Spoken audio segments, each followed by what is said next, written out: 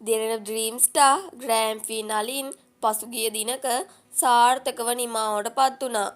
ඉතින් අපි හැමෝම ආසාවෙන් බලන් හිටියේ ඩ්‍රීම් ස්ටාර් කිරුළ මෙවර දිනාගන්නේ කවුරුන්ද කියන එක ගැන. ඉතින් ඩ්‍රීම් ස්ටාර් කිරුළ මෙවර දිනා ගැනීමට අවස්ථාව උදා වුණේ ජනනි මහත්මයාටය.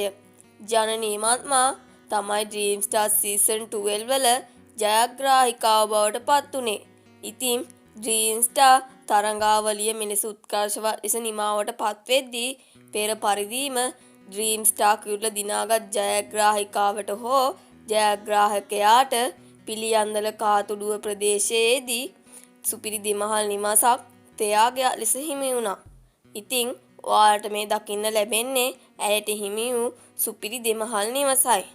ඉතින් ජනනි මහත්මයාගේ ඩ්‍රීම් ස්ටාර් ජයග්‍රහණය පිළිබඳවත් ඇගේ දක්ෂතාවය පිළිබඳවත් ඔයාලගේ අදහස් මේ වීඩියෝ යටින් කමෙන්ට් කරන්න අමතක කරන්න එපා.